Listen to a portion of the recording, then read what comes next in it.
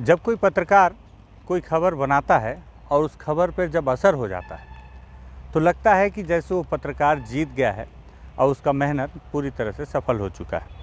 लेकिन हमारे देश में हर पत्रकार के किस्मत में ये बात नहीं होती। हर पत्रकार को ये जीत नसीब नहीं होती। हर पत्रकार हर बार अपनी खबर का असर दिखा नहीं पाता। अब आप ये ना सोचिएगा कि मैंने कोई खबर की और उस पर कोई बहुत बड़ा असर हो गया है। दरअसल मैं आज आपको एक हारी हुई कहानी सुनाता हूँ। नमस्कार, मैं विकास तिवारी हूँ और आप बस्तर टॉकीज़ देख रहे हैं। दरअसल हुआ यूँ कि आज मैं बैठा हुआ था अपने ऑफिस में और उसी वक्त मेरे पास एक फ़ोन आया। फ़ोन ये आया कि आज से लगभग 2 या 3 साल पहले की घटना है। 3 साल पहले मैं नारायणपुर के अबूझमाड़ गया हुआ था और जब मैं अबूझमाड़ गया हुआ था तो वहाँ एक गांव है कटुलनार। दरअसल वहाँ के एक आदिवासी व्यक्ति था जिसका नाम था सोमारू। उसके बारे में जानकारी मिली थी। आईटीबीपी के एक इंस्पेक्टर हैं, उनके द्वारा एक वीडियो वायरल किया गया था जिसमें उस वीडियो में दिखाया जा रहा था कि वो आदिवासी जिसका पैर पूरी तरह से ख़राब है और पथरीले रास्तों में अपना सामान लेकर पैदल कैसे बेचने जाता है। तो मुझे लगा कि उस सोमारू की कहानी को सामने लाना चाहिए जिससे कि हम उसके लिए कुछ मदद करवा पाएँ या कर पाएँ। बहुत मुश्किलों से, बहुत तकलीफ़ों से मैं उसके गांव पहुंचा, अबूझमाड़ के कटुलनार में। और कटुलनार पहुंचने के बाद मैंने उस आदिवासी का घर देखा और वहां पर एक वीडियो भी बनाया था। वो वीडियो देखिए आप। बीते दिनों फेसबुक में आपने एक या सोशल मीडिया, व्हाट्सएप, जिस तरह से भी आप जुड़े रहते हैं, उसमें एक वीडियो आपने देखा होगा कि एक व्यक्ति एक वीडियो बना रहा है। एक बंदे का, एक ग्रामीण था, वो साइकिल में कुछ बांस के जो गप्पे होते हैं उसे लेकर साइकिलों से पैदल चला जा रहा है। उसके पैर में एड़ी के नीचे का हिस्सा ही नहीं था। दरअसल वो बचपन से विकलांग था। उस वीडियो को देखने के बाद हमारी जो टीम है आईएनएच की, उन्होंने सोचा कि क्यों ना उस विकलांग व्यक्ति को कुछ फ़ायदा या सरकार की जो योजनाएं हैं उसका लाभ दिलाया जाए। तो उसे ढूंढते हुए आज हम लोग उनके गांव पहुंचे हुए हैं। सोमारू नाम है, गांव वाले बताए उनका, और सोमारू अपने घर में है। तो मैं आपको, दरअसल खबर तो बन ही रही है इस पूरे मामले पर, लेकिन मैं अपने फेसबुक के माध्यम से कुछ ये दिखाना चाहता हूँ कि सरकार की योजना का आप लाभ देखिए, लाभ, और सरकार की योजना किस तरह से दम तोड़ती हैं वो देखिए। एक ग्रामीण का घर देखिए, उसका बेडरूम देखिए, उसका स्टोर रूम देखिए, बस्तर देखिए, बस्तर के हालात देखिए। ये सभी चीज़ें दिखाने के लिए आपको इस वीडियो को पूरा देखना पड़ेगा। सबसे पहले आप सोमारू को देखिए। बचपन से विकलांग हैं। इनके बारे में जितना बता दूंगा उतनी बार आपको सरकार पे, सरकार के नुमाइंदों पर, उन जनप्रतिनिधियों पर जमकर गुस्सा आएगा जिन्हें आप वोट देकर चुनते हैं। उन अधिकारियों पर भी गुस्सा आएगा जो जिम्मेदार हैं। ये विकलांग हैं, इन्हें 350 रुपये का जो पेंशन मिलता है, शर्म की बात है कि सचिव उसमें से 50 रुपये कमीशन लेता है। ये सोमारू का स्टोर रूम है। जब आप अपने घरों में अपने ज़रूरी सामान, कीमती सामान तिजोरियों में रखते हैं तो सोमारू अपने मेहनत से बनाए गए उन बांस की कारीगरियों को, अपने जो हमेशा के खाने के चावल, धान या जो भी उसके ज़रूरत के सामान हैं, इस स्टोर रूम में रखता है। देख रहे हैं ना, सुरक्षित है, काफ़ी मजबूत भी है।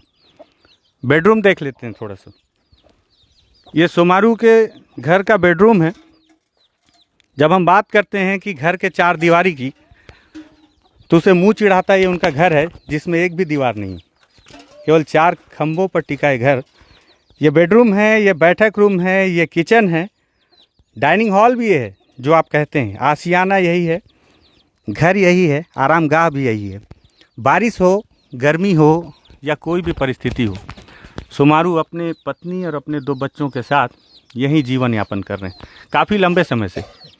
बातचीत में अभी पता चला कि 5 साल पहले इन्होंने शायद सरपंच का जो चुनाव हुआ था उसमें वोट दिया था, उसके बाद से वोट भी नहीं कर पाए। हालांकि ये रहमत है सरकार के नुमाइंदों की, उन्होंने इनका आधार कार्ड बनाया। यहाँ पहुँचना आसान नहीं था, बहुत मुश्किल से पहुँचे हैं। मुश्किलें कितनी हुई उस पर चर्चा करते हैं, बैठ जाते हैं थोड़ा सा। हमारे गुड्डू हैं भाई, नारायणपुर के स्थानीय हैं, हमारे भाईजान तौसीफ। इन लोगों ने काफ़ी जद्दोजहद के साथ हमें मोटरसाइकिल में बैठाकर जैसे तैसे पगडंडियों से, पहाड़ी रास्तों से, कुछ नालों से पार करवा कर यहाँ कुटुलनार तक पहुँचाया। मैं धन्यवाद दूंगा प्रमोद तिवारी जी को भी, जिन्होंने वीडियो बनाया तो हमको यहाँ आने का मौका मिला और आने की हमने कोशिश की। इनसे पूछते हैं कि इन्होंने क्या देखा स्थिति यहाँ पर, इनको क्या लगता है, क्योंकि ये तो यहीं के बासिंदे हैं। गुड्डू ये बताओ जी। कि क्या लगता है, सरकार इतना जो बड़ा बड़ा बात करती है, आदिवासियों के लिए ऐसा, आदिवासियों के लिए वैसा, उनके लिए तमाम योजनाएं हैं, उनका विकास हो रहा है, विकास तो आत्महत्या कर लिया यहाँ पहुँचते तक। सबसे पहले तो INS टीम को यहाँ तक पहुँचने के लिए बधाई, और साथ ही साथ जो शासन की योजना है जो सरकार के द्वारा चलाई जाती है, और देखिए मूलभूत सुविधा टाइप का यहाँ जो मिल नहीं पाता, तो बाकी कोसों दूर है सारा चीज़। तो मैं चाह रहा हूँ इस केस को जो उजागर किया, उसके साथ साथ जो सोमारू है उनको सरकार के तरफ से जो सुविधा मिलना है, मूलभूत सुविधा है, जैसे प्रधानमंत्री आवास हो, इंदिरा आवास हो, और कई ऐसे मूलभूत हैं, वो सब मिलना चाहिए। यही उम्मीद करता हूँ सरकार से। सरकार से आप उम्मीद करते हैं, उम्मीद पे दुनिया कायम है, और हमेशा मैं उम्मीद पे खबर बनाने की कोशिश करता हूं कि एक उम्मीद होती है कि शायद इस वीडियो को देखने के बाद किसी का ज़मीर जाग जाए और उसे लगे कि वाकई में इनके लिए काम होना चाहिए। भाईजान ये बताएं आप कि आप भी मेरे साथ आए यहाँ तक, वो रास्ता कैसा है यहाँ तक पहुँचने का, आसान है क्या यहाँ तक पहुँच पाना? यहाँ तक पहुँचना तो बड़ा मुश्किल है, लेकिन मेरे को इस बात का अफसोस हो रहा है, सोमारू की जो हालत है, जो विकलांग है, उन रास्तों पे पैदल चलना भी परेशानी का सबब है, और वो बेचारा एक पैर से लंगड़ाते हुए उन पथरीलों रास्तों से कैसा चलता होगा।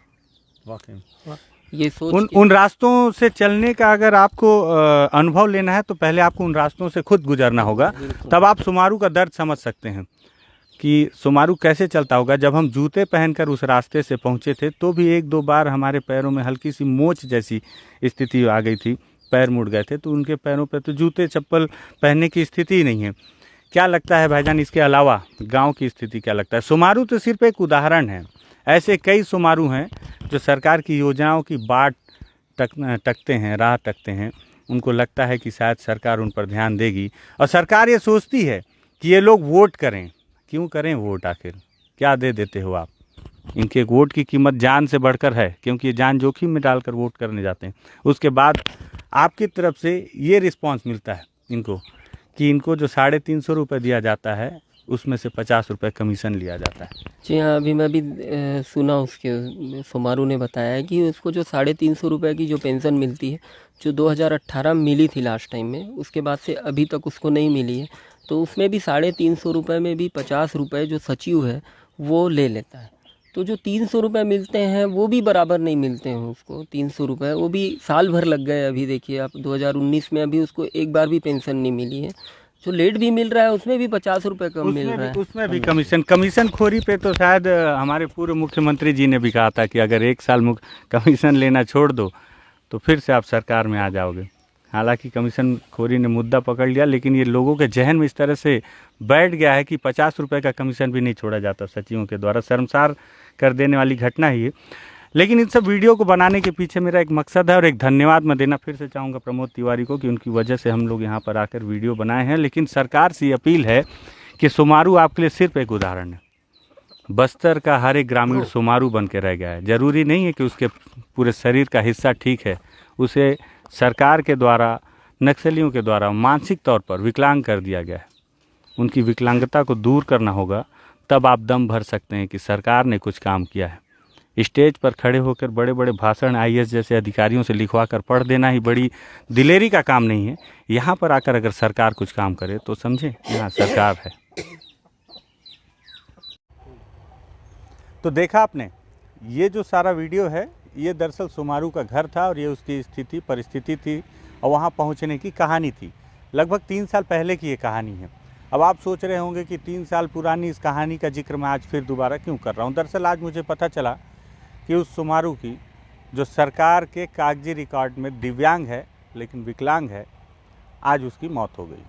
मौत कब हुई ये तो नहीं पता, लेकिन जानकारी मुझे आज मिली है। और इससे भी ज़्यादा दुखद घटना ये है कि सोमारू की उसी परिस्थिति में मौत हुई है, जो परिस्थितियाँ अभी आपने वीडियो में देखी, उसी परिस्थिति में। हालांकि इस वीडियो को बनाने के बाद इस पर और भी रिपोर्ट्स हमने की थी और उसके बाद में हमने तत्कालीन जो कलेक्टर थे नारायणपुर के उनसे भी संपर्क किया था, उनके संज्ञान में भी लाया था। उन्होंने बताया था कि बहुत जल्द जो है सोमारू के लिए घर बनाया जाएगा आवास योजना के तहत। सोमारू के लिए तमाम व्यवस्थाएं जो दिव्यांग वाली जो योजना है उसके तहत जो लाभ मिलता है सारे लाभ उसको दिलवाए जाएंगे। और सबसे दुखद घटना ये, सबसे दुखद जानकारी ये मिली है कि सोमारू की मौत हो गई, उसी स्थिति में मौत हो गई और आज तक ना उसका घर बन पाया और ना ही उसे कोई सरकारी योजना का लाभ मिल पाया है। तो ये हमारी सरकार है, ये योजना है, लेकिन ये हमारी हारी हुई पत्रकारिता है। बिल्कुल ये हारी हुई पत्रकारिता है। आज इतना दुख है मुझे कि मुझे जब जानकारी मिली कि उसकी मौत हो गई है तो सारी मेहनत पे पानी फिर गया। बहुत खुशी थी कि जब मुझे ये पता चला था कि शायद सोमारू को घर मिल जाए। हर बार मैं बोलता हूँ कि बस्तर की समस्याओं और चुनौतियों को समझने के लिए आप बस्तर टॉकीज़ को सब्सक्राइब करें, लेकिन मैं आज बोलता हूँ कि सरकार की नाकामियों को समझने के लिए भी आप बस्तर टॉकीज़ को सब्सक्राइब करें। देखें कि सरकार जहाँ पहुँच नहीं पाती, अगर आप वहाँ पहुँचकर वहाँ की तस्वीरों को दिखा भी देते हैं तो भी ये सरकार इतनी निकम्मी है कि फिर भी वहाँ तक योजना नहीं पहुँच पाती। सरकार बदल जाती है लेकिन स्थितियाँ वही रहती हैं। अभी की सरकार हो या इसके पहले की सरकार हो, स्थितियाँ सोमारू की तरह विकलांग ही रह जाती हैं। तो ये अंदरूनी स्थिति है। मुझे लगा कि इस कहानी को आपसे शेयर करना चाहिए, आपको बताना चाहिए, इसलिए आज 3 साल पुरानी घटना को जोड़कर ये सारी कहानियाँ आपको बता रहा हूँ। अगर अच्छी लगे कहानी और लगे कि गुस्सा है सिस्टम के प्रति और इस सिस्टम के प्रति इस गुस्से को और भी ज़्यादा लोगों तक पहुंचाना चाहिए ताकि लोगों को समझ में आए कि मंच पर जब नेता खड़ा होता है और बोलता है कि हमारा कलेक्टर काम करेगा तो आपका कलेक्टर साहब काम तो नहीं करता। तो इसलिए इस वीडियो को शेयर कर सकते हैं। धन्यवाद।